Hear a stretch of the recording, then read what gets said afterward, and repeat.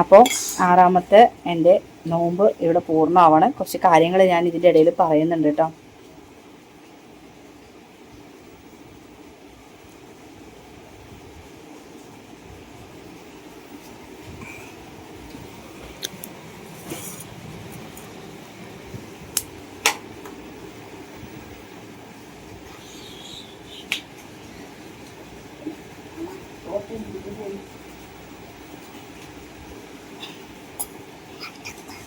ഫ്രണ്ട്സേ, ധന്യാണേ.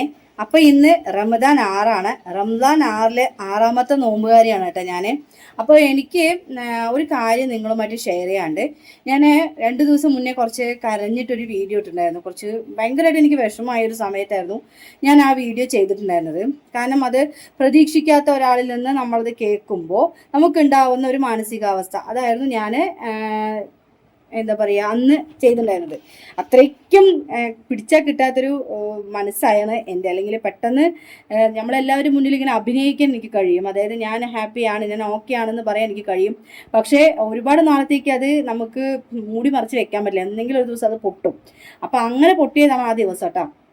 അപ്പോൾ ആ കമൻറ്റിൻ്റെ ആ ഒരു വീഡിയോയുടെ താഴെ വന്ന കമൻറ്റ് ധന്യ കുറച്ച് ഓവറാണ് പറഞ്ഞിട്ട് ഒരു കമൻറ്റ് വന്നിരുന്നു. അപ്പം ഞാൻ ആലോചിക്കുകയാണ്, ഞാൻ ഓവറായിട്ട് ഒരാളെ എന്താ പറയുക, ഓവർ വൾഗറായിട്ട് സംസാരിക്കുന്നില്ല, ശരീരം കാണിക്കുന്നില്ല, നല്ല വൃത്തി, അങ്ങനെയല്ല വൃത്തി എന്നല്ല ഉദ്ദേശിച്ചത്, നമ്മൾ നമ്മുടേതായ ഒരു മാന്യതയാണ് നമ്മൾ വീഡിയോ ചെയ്യുന്നത്.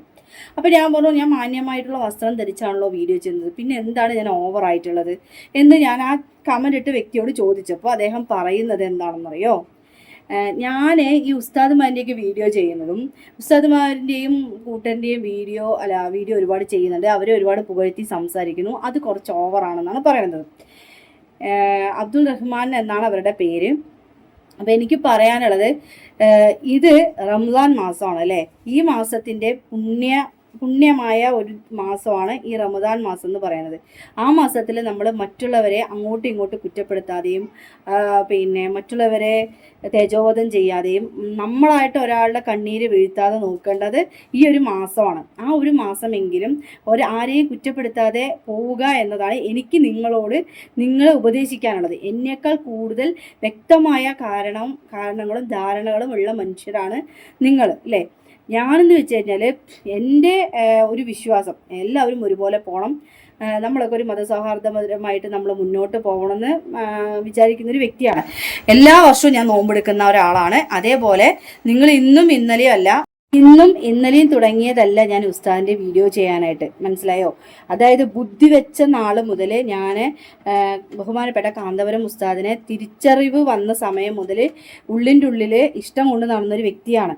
അപ്പോൾ അതിനെ നിങ്ങൾ ഒറ്റ ദിവസം കൊണ്ട് തച്ചുടയ്ക്കാന്ന് വെച്ച് കഴിഞ്ഞാൽ ഒരിക്കലും നടക്കില്ല. പിന്നെ എല്ലാ ആളുകളെയും എനിക്കിഷ്ടമാണ്, മുസ്ലിമായ എല്ലാ ആളുകളെയും എനിക്കിഷ്ടമാണ് എന്ന് വിചാരിച്ചുകൊണ്ട് മനുഷ്യരായ എല്ലാ ആളുകളും, മുസ്ലിം ആയാലും ഹിന്ദു ആയാലും ക്രിസ്ത്യൻ ആയാലും എല്ലാവരെയും എനിക്കിഷ്ടമാണ്. എല്ലാവരും ഒരുപോലെ കൊണ്ടുപോകാനാണ് ഞാൻ ആഗ്രഹിക്കുന്നത്. ആരാണോ വർഗീയത പറഞ്ഞിട്ട് വരുന്നത് പിന്നെ അവരുടെ അടുത്ത് ഞാൻ സംസാരിക്കില്ല, അവരുമായി ഞാൻ കൂട്ടുകൂടില്ല. അങ്ങനത്തെ ഒരു വ്യക്തിയാണ്. അതായത് നീ ഇന്ന ആളുടെ വീഡിയോ ചെയ്യണ്ട, നീ ഇന്ന ആൾക്കാരുടെ കാര്യങ്ങൾ പോണ്ട, അല്ലെങ്കിൽ ഇന്ന ആൾക്കാരുടെ അടുത്തേക്ക് പോകരുതെന്ന് പറയുന്ന ആളുകളുമായിട്ട് ബന്ധം വെക്കുന്നവളല്ല ധന്യ. ധന്യ എന്ന് പറയുന്നത് എല്ലാവരുമായി മതസൗഹാർദ്ദത്തോടെ പോകാൻ ആഗ്രഹിക്കുന്നതാണ് ഞാനും എൻ്റെ കുടുംബവും എൻ്റെ മക്കളടക്കം. എൻ്റെ മകനൊക്കെ ഫ്രണ്ട്സ് എന്ന് വെച്ച് കഴിഞ്ഞാൽ മുസ്ലിം ഫ്രണ്ട്സ് ഉണ്ട്, ക്രിസ്ത്യൻ ഫ്രണ്ട്സ് ഉണ്ട്, ഹിന്ദു ഫ്രണ്ട്സ് ഉണ്ട്. പക്ഷേ അവൻ ഏറ്റവും കൂടുതൽ ഇങ്ങനെ ഓരോരുത്തരുടെ പേര് പറയും. അമ്മ ഇന്ന ആളുടെ പേര് മുസ്തഫ, കുറേ ആൾക്കാർ. അപ്പോൾ നോമ്പ് തുറക്കാനായിട്ട് അവനെ ഇതപ്പോൾ ഞായറാഴ്ച വിളിക്കണമെന്ന് പറഞ്ഞു. ഞാൻ പോകണ്ടെന്ന് പറയുമോ? ഇല്ല, പൊക്കോ, അതിനിപ്പോൾ എന്താ, നിന്നെ വിളിച്ചിട്ടുണ്ടെങ്കിൽ നീ പൊക്കോ എന്ന് ഞാൻ പറയും. അപ്പോൾ അങ്ങനെയാണ് നമ്മൾ നമ്മുടെ മക്കളെ പഠിപ്പിച്ചു കൊടുക്കേണ്ടത്. ഞാൻ സ്കൂളിൽ പഠിക്കുമ്പോൾ എൻ്റെ അടുത്ത് തന്നെ ഒരു മുസ്ലിം ഫ്രണ്ട് ഉണ്ട്, അപ്പുറത്തും ഇപ്പുറം എൻ്റെ ഇടവും വലയും ഒക്കെ മുസ്ലിം ഫ്രണ്ട്സ് ആയിരുന്നു. അവർ കൊണ്ടുവരുന്ന ബിരിയാണി, അവർ കൊണ്ടുവരുന്ന ഡ്രസ്സ്, അവർ കൊണ്ടുവരുന്ന ചെരുപ്പൊക്കെ അന്ന് എനിക്ക് വലിയ ഉപകാരമായിരുന്നു. അവർ കൊണ്ടുവരുന്ന കമ്മൽ, ഇങ്ങനത്തെ കമ്മലൊന്നും എനിക്ക് ഇടാൻ അന്ന് വഴിയുണ്ടായിരുന്നില്ല, ഡ്രസ്സടക്കം എനിക്ക് ഉണ്ടായിരുന്നില്ല. എൻ്റെ ഫ്രണ്ട്, ഞാൻ അവളുടെ പേര് പറയാൻ ഉദ്ദേശിക്കില്ല, അവൾ ഇന്നാളടക്കം എനിക്ക് ഡ്രസ്സ് കൊണ്ട് തന്നിട്ടുണ്ടായിരുന്നു. അപ്പോൾ അവരിൽ നിന്നൊക്കെ കിട്ടുന്ന ഡ്രസ്സുകളൊക്കെ ഇട്ടിട്ടാണ് ഞാൻ മാന്യമായിട്ട് നടന്നിട്ടുണ്ടായിരുന്നത്. എനിക്ക് ഒരു ജോഡി ഡ്രസ്സ് ഉണ്ടാവുള്ളൂ, ചിലപ്പോൾ ആണ്ടിലെ അമാവാസിയിൽ ഒരു ജോഡി ഡ്രസ്സേ എടുക്കുള്ളൂ. എന്തിനാണ് ഇപ്പോൾ പഴയ കാര്യങ്ങൾ പറഞ്ഞിട്ട് ഇപ്പോൾ ഈ ഒരു സമയം വേസ്റ്റ് ആക്കണം നിങ്ങൾ വിചാരിക്കേണ്ട. ഞാൻ അത്രത്തോളം നല്ല മനുഷ്യരുടെ കൂടിയാണ് ഞാൻ ഇടപഴകിയിട്ടുള്ളത്. അതുകൊണ്ട് ഞാൻ വീഡിയോ ഇടുക തന്നെ ചെയ്യും. അപ്പോൾ നിങ്ങൾക്ക് കാണാൻ താല്പര്യമില്ലെങ്കിൽ നിങ്ങൾ ആ വീഡിയോ സ്കിപ്പായി പോവുക, ഓക്കെ? പിന്നെ കമൻറ്റ് ഇടേണ്ടത് ഓരോരുത്തരുടേതാണ്.